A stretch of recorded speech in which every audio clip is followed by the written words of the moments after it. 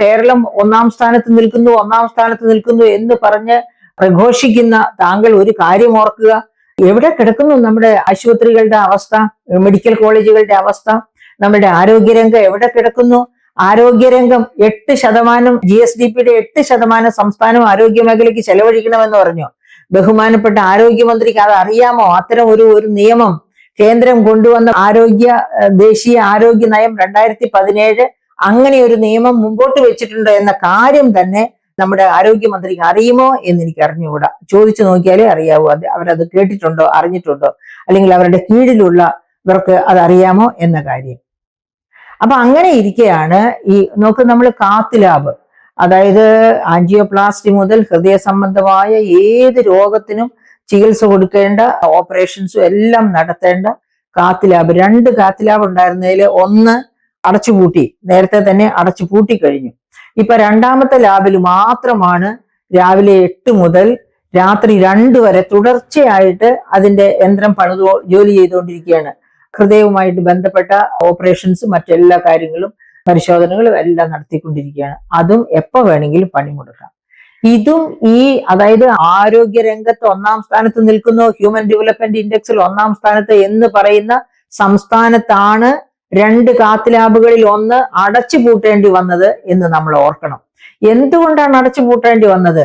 അതിന്റെ കാലം കഴിഞ്ഞു. അതായത് അത് സ്വയം പണി മുടക്കിയതല്ല, അതിന് ഇത്ര വരെ പ്രവർത്തിക്കാനാകൂ എന്നുണ്ട് ഒരു യന്ത്രത്തിന്. ആ കാലപരിധി കഴിഞ്ഞത് കൊണ്ടാണ് അത് അടച്ചുപൂട്ടേണ്ടി വന്നത്.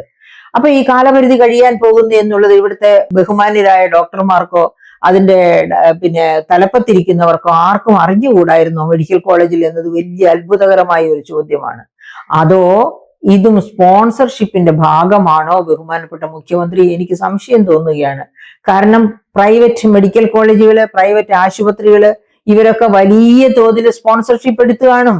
കഴിഞ്ഞ വർഷത്തെ കേരളീയത്തിനും നവകേരള സദസ്സിനും മാത്രമല്ല, ഇനി വരാനിരിക്കുന്നു എന്ന് പറഞ്ഞല്ലോ, എത്രയോ കോടി രൂപ പറഞ്ഞല്ലോ. ആ കോടി രൂപയ്ക്ക് വേണ്ടി രസീത്, അതായത് കേരളീയത്തിനുള്ള ഇൻവിറ്റേഷൻസ് ഒക്കെ അടിച്ചതിന്റെ രസീതിന് തന്നെ ബഹുകോടികൾ ചെലവാക്കിയിരിക്കുകയല്ലേ. അപ്പൊ അതിന്റെയൊക്കെ പേരില് ഇതിനകം തന്നെ സ്പോൺസർഷിപ്പ് കളക്ട് ചെയ്തിട്ടുണ്ടാവണം. അങ്ങനെ ചെയ്യുന്ന സ്പോൺസർഷിപ്പില് നിങ്ങൾ ഞങ്ങളുടെ സഹായിച്ചാൽ ഞങ്ങൾ നിങ്ങളെയും സഹായിക്കും. സ്റ്റോക്ക് മാർക്കറ്റിൽ ഒരു ചൊല്ലുണ്ട്, you scratch my back I will scratch yours. നീ എന്റെ പുറം ചൊറിഞ്ഞാൽ ഞാൻ നിന്റെ പുറം ചൊറിയാം. സ്റ്റോക്ക് മാർക്കറ്റില് ഓരോരുത്തരും അങ്ങോട്ട്, പ്രത്യേകിച്ച് ബയേഴ്സും ബുൾസും, കാളകളും കരടികളും പരസ്പരം പറയുന്നതാണിത്. അപ്പൊ അങ്ങനെ പറയപ്പെട്ടവരുടെ അടുത്തു നിന്നൊക്കെ, അതായത് മറ്റു മെഡിക്കൽ കോളേജുകളുടെയും ഒക്കെ കാത്ത് ലാബ് തീർന്നു എന്നറിയാമായിരുന്നു. പക്ഷെ എന്നിട്ടും പുതിയത് വാങ്ങാൻ ശ്രമിക്കാതെ ഇങ്ങനെ ഒരു അവസ്ഥ സൃഷ്ടിച്ചത്. അപ്പൊ ഇപ്പൊ എന്താ സംഭവിക്കുക? ഈ ആവശ്യങ്ങളുമായിട്ട് വരുന്ന ആൻജിയോപ്ലാസ്റ്റി തൊട്ട് മുകളിലോട്ടുള്ള ആവശ്യങ്ങളുമായിട്ട് വരുന്നവരെ പ്രൈവറ്റ് ആശുപത്രികളിലേക്ക് പറഞ്ഞയക്കേണ്ടി വരിക. അതായത് അവരോട് ഇന്നട്ടെ, നാളെ ആവട്ടെ, മറ്റന്നാളാകട്ടെ എന്നൊക്കെ പറയുമ്പോൾ ഇത് ഹൃദയത്തിന്റെ കാര്യമല്ലേ? അവർക്ക് ജീവിക്കാൻ ആശയുള്ളവരാകും. ഇനി ഹൃദയത്തിന് പ്രശ്നമുള്ളവർ ജീവിക്കാൻ ആശിച്ചില്ലെങ്കിൽ തന്നെയും അവരുടെ ബന്ധുമിത്രാദികൾ ആഗ്രഹിക്കും. അത് കാരണം കൊണ്ട് തന്നെ അവര് മറ്റ് ആശുപത്രികൾ, പ്രൈവറ്റ് സ്വകാര്യ ആശുപത്രികളിലേക്ക് പോകും. അങ്ങനെ അവർക്കൊരു ചാകര ഉണ്ടാക്കി കൊടുക്കാം എന്ന് കരുതിയുള്ള കള്ളക്കളിയാണോ? തീർന്നില്ല. കാത്ത് ലാബ് അടച്ചുപോയത് മാത്രമല്ല, കയ്യുറ വാങ്ങാൻ പോലും നമ്മുടെ മെഡിക്കൽ കോളേജിൽ പൈസ ഇല്ലത്രേ, കയ്യുറ വാങ്ങാൻ പോലും. അപ്പൊ പിന്നെ എന്താ കയ്യുറ വാങ്ങുന്നതിന് പകരം ചെയ്യുന്നത്? അതും രോഗി കയ്യുറ, അതുപോലെ സർജറിക്ക് ആവശ്യമായ ഇൻസ്ട്രുമെന്റ്സ്, ഇതൊക്കെ രോഗിയോട് വാങ്ങിച്ചുകൊണ്ട് വരാൻ പറയും. അപ്പൊ സാമ്പത്തിക ശേഷിയുള്ള രോഗിയാണെങ്കിൽ വാങ്ങിച്ചുകൊണ്ടുവരും, സാമ്പത്തിക ശേഷി ഇല്ലാത്ത രോഗിയാണെങ്കിലോ വാങ്ങിച്ചുകൊണ്ട് വരില്ല. ഓർമ്മിക്കണം, നമ്മുടെ കോൺഗ്രസ് ഗവൺമെന്റിന്റെ കാലത്ത്, അതായത് ഉമ്മൻചാണ്ടി ഗവൺമെന്റിന്റെ കാലത്ത് കാരുണ്യ ബെനവലന്റ് സ്കീം അനുസരിച്ച് ഒരു ഇൻഷുറൻസ് സ്കീം തന്നെ പാവപ്പെട്ടവർക്ക് വേണ്ടി ഹൃദയം, കരൾ, കിഡ്നി ഇങ്ങനെയുള്ള പ്രധാന അവയവങ്ങളുടെ വലിയ പണച്ചെലവുള്ള ശസ്ത്രക്രിയകൾ നടത്താനുള്ള ഇൻഷുറൻസ് പോളിസിക്കാണ് കാരുണ്യ ബെനവലന്റ് സ്കീം കൊണ്ടുവന്നത്. അങ്ങനെയുള്ള ഒരു ഗവൺമെന്റിനെ കഴിഞ്ഞു വന്ന ഗവൺമെന്റാണ് LDF ഗവൺമെന്റ്.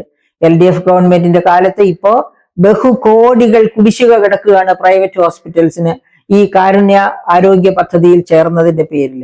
അങ്ങനെ അവരൊക്കെ ഇപ്പൊ കാരുണ്യ ആരോഗ്യ പദ്ധതിയിൽ നിന്ന് വിട്ടുനിൽക്കുകയാണ്. അപ്പോ മെഡിക്കൽ കോളേജും ഈ തരത്തിലായി കഴിഞ്ഞാൽ ഈ പാവപ്പെട്ട രോഗികൾ ഇങ്ങനെ ഹൃദയവുമായിട്ട്, അല്ലെങ്കിൽ ക്യാൻസർ ബാധിച്ച്, അല്ലെങ്കിൽ ലിവറിന്റെ ഇതായിട്ട്, അല്ലെങ്കിൽ കിഡ്നി തകരാറിലായിട്ടൊക്കെ വരുന്നവർ എവിടെ പോകുമെന്നുള്ള കാര്യമാണ് നാം ആലോചിക്കേണ്ടത്. അങ്ങനെ അതായത് കുത്തഴിഞ്ഞു കിടക്കുകയാണ് മെഡിക്കൽ രംഗം. അതുപോലെ തന്നെയാണ് മറ്റേത് രംഗം എടുത്താലും.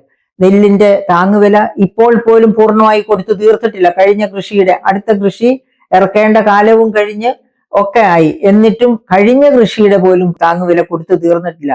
സമസ്ത മേഖലകളിലും പ്രശ്നമാണ്. അപ്പോൾ ഈ പ്രശ്നങ്ങളുടെ കൂമ്പാരത്തിൽ കിടന്നുകൊണ്ട് മലമുറയിട്ട് കരയേണ്ട ഒരു ഗവൺമെന്റ് എങ്ങനെയാണ് നേട്ടങ്ങൾ കാണിച്ചുകൊണ്ടുള്ള സിനിമകൾ തിയേറ്ററിലൂടെ മറ്റ് സംസ്ഥാനങ്ങളിലേക്ക് അയക്കുന്നത്? ഏതെങ്കിലും ഒരു മലയാളി അത് കാണാൻ ഇട വന്നാൽ അത് വിശ്വസിക്കുമോ? ഇതൊക്കെ ആലോചിക്കുമ്പോൾ അത്ഭുതം തോന്നുകയാണ്. അപ്പൊ ഇതൊക്കെ നമ്മൾ കണക്ക് കൂട്ടുമ്പോൾ തന്നെ നമ്മൾ ഓർക്കണം, ഈ മെഡിക്കൽ സർവീസസ് കോർപ്പറേഷന് ടെന്നീസ് ക്ലബിൽ 11.5 ലക്ഷം രൂപ അടച്ച് അംഗത്വം എടുത്തു. അതായത് ടെന്നീസ് ക്ലബിലെ അംഗത്വത്തിന് വേണ്ടി 11.5 ലക്ഷം രൂപ അടച്ച് അംഗത്വം എടുത്തു. അംഗത്വത്തിന് മാത്രമായിട്ടാണെന്ന് ഓർക്കണം. അപ്പൊ ഇങ്ങനെയുള്ള കാര്യങ്ങൾക്കൊന്നും അതേ മെഡിക്കൽ കോർപ്പറേഷന്റെ കീഴിലുള്ള മെഡിക്കൽ സെന്ററുകളിൽ എങ്ങും മരുന്നുകളില്ല. അതായത് മെഡിക്കൽ കോളേജിന്റെ മെഡിക്കൽ സെന്ററിൽ പോലും മരുന്നില്ല. എന്താ കാരണം? മെഡിക്കൽ കോർപ്പറേഷൻ മരുന്ന് സപ്ലൈ ചെയ്യുന്ന കമ്പനികൾക്ക് ശതകോടി കണക്കിനുള്ള പണമാണ് കൊടുത്തു തീർക്കാനുള്ളത്. ആ പണം കൊടുക്കാത്തത് കാരണം കൊണ്ട് ടെൻഡർ എടുക്കാനോ ടെൻഡർ അനുസരിച്ച് മരുന്ന് സപ്ലൈ ചെയ്യാനോ കമ്പനികളെ കിട്ടുന്നില്ല. അതാണ് അപ്പോഴും മെഡിക്കൽ കോർപ്പറേഷൻ എന്താ ചെയ്തിരിക്കുന്നത്? 11.5 ലക്ഷം രൂപ, അതും LDF ഗവൺമെന്റ് കാലത്താണ് കൊടുത്ത് ടെന്നീസ് ക്ലബില് അംഗത്വം എടുത്തിരിക്കുന്നു. നമ്മൾ ഈ അടുത്തിടെ കേട്ടതാണ് SFIയിലെ ഒരു പാവം പയ്യൻ മഹാരാജാസ് കോളേജില് കൊല ചെയ്യപ്പെട്ട അഭിമന്യുവിന്റെ പേരിൽ 6 വർഷമായി നോർക്കണം. അഭിമന്യുവിന്റെ പേരിൽ പിരിച്ച പൈസ രസീതൊന്നും ഇല്ലാതെയാ പിരിച്ചത്. ആ പൈസ എവിടെ പോയി ആർക്കും അറിഞ്ഞുകൂടാ. ഇതുവരെ ഉദ്ദിഷ്ട കാര്യത്തിന് വേണ്ടി അത് ചെലവഴിച്ചിട്ടില്ല. ഇതൊക്കെ ഓർക്കുമ്പോൾ ഞാൻ ഓർക്കുകയാണ് വയനാട്ടിലെ ഉരുൾ എടുത്തുപോയ ഗ്രാമങ്ങൾ, ആ ഗ്രാമങ്ങളിലെ നിരാശരായ മനുഷ്യ ജന്മങ്ങൾ. അവർക്ക് വേണ്ടി കണ്ണീർ ഒഴിച്ചുകൊണ്ട് തന്നെ അവർ ഹാർഡ് ഏൺഡ്, അവർ കഷ്ടപ്പെട്ടുണ്ടാക്കിയ ധനത്തിന്റെ ഭാഗമാണ്. അല്ലാതെ അവർക്ക് എവിടെ നിന്നും വെറുതെ കിട്ടിയതല്ല, പിരിച്ചെടുത്തതല്ല. അങ്ങനെ കിട്ടിയ ഇതുപോലും ബാക്കി വെച്ച് കാത്തിരിക്കുന്നവർ, അതായത് ഈ പാവപ്പെട്ട സഹോദരങ്ങളുടെ കണ്ണീരൊപ്പാൻ വേണ്ടി കാത്തിരിക്കുന്നവർ, അങ്ങനെയുള്ളവർ തരുന്ന ഫണ്ട് പോലും എത്തേണ്ടടുത്ത് എത്തുമോ? വേണ്ട സന്നദ്ധ പ്രവർത്തനങ്ങളും അതുപോലെ തന്നെ അവരുടെ റീഹാബിലിറ്റേഷനും സമയത്ത് നടക്കുമോ? സംശയിക്കേണ്ടിയിരിക്കുന്നു. കാരണം നമുക്കറിയാം, നമ്മുടെ വിഴിഞ്ഞം പ്രോജക്റ്റ് ഇപ്പോ ആദ്യത്തെ ഘട്ടം പൂർത്തിയാക്കി കമ്മീഷൻ ചെയ്തിരിക്കുന്നു. പക്ഷെ ഇപ്പോഴും അവിടെ നിന്ന് കുടിയിറക്കപ്പെട്ട മത്സ്യബന്ധനക്കാരെ പുനരധിവസിപ്പിക്കുന്നതിന് വേണ്ട നടപടികൾ ഒന്നും തന്നെ എങ്ങും എത്തിയിട്ടില്ല. ഒന്നാമത് വിഴിഞ്ഞം തുറമുഖത്തിന്റെ അപ്രോച്ച് റോഡ് പോലെയുള്ളതൊക്കെ ഇപ്പോഴും നടന്നിട്ടില്ല. അതുകൊണ്ട് തന്നെ അതിന്റെ പ്രയോജനങ്ങൾക്ക് മറ്റ് സംസ്ഥാനങ്ങൾ അടിച്ചെടുത്തുകൊണ്ട് പോകുമോ എന്ന് എനിക്ക് അറിഞ്ഞുകൂടാ. അവിടെ നിന്ന് നിഷ്കാസിതരായ പാവപ്പെട്ട ഫിഷർമെൻ ഫോക്ക്, അവർക്കിപ്പോ ഫിഷിങ്ങിന് പോകാൻ നിവൃത്തിയില്ല.